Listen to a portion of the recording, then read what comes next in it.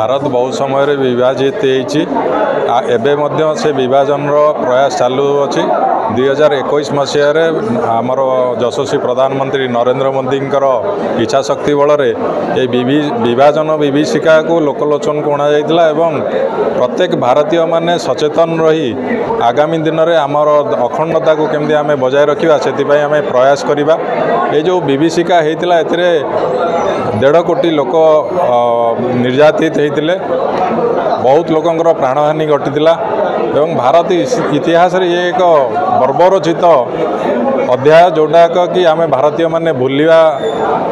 न भूली ताकू आम संगठित हो रहा एवं अखंड भारतर जो स्वप्न आम देखी ताकू साकार करवा।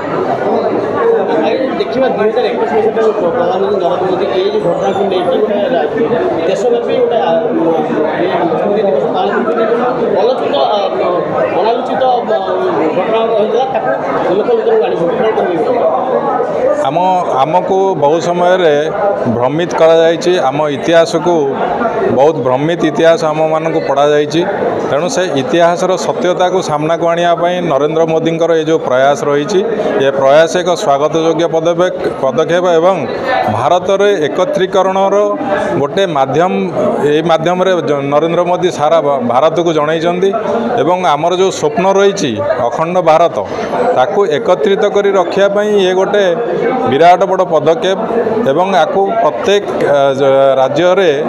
एवं सारा भारत वर्ष रे आपको पालन करा जाउची एवं भारतीय मानक भितर एकत्रीकरण गोटे वार्ता सृष्टि करुची आमे एकत्रित होकर रहिबा एवं आमर भारत को अखंड रखिबा आपको विभाजित करने को दबा नहीं कहीं भारत ऑलरेडी बहुत बार विभाजित हो सारी।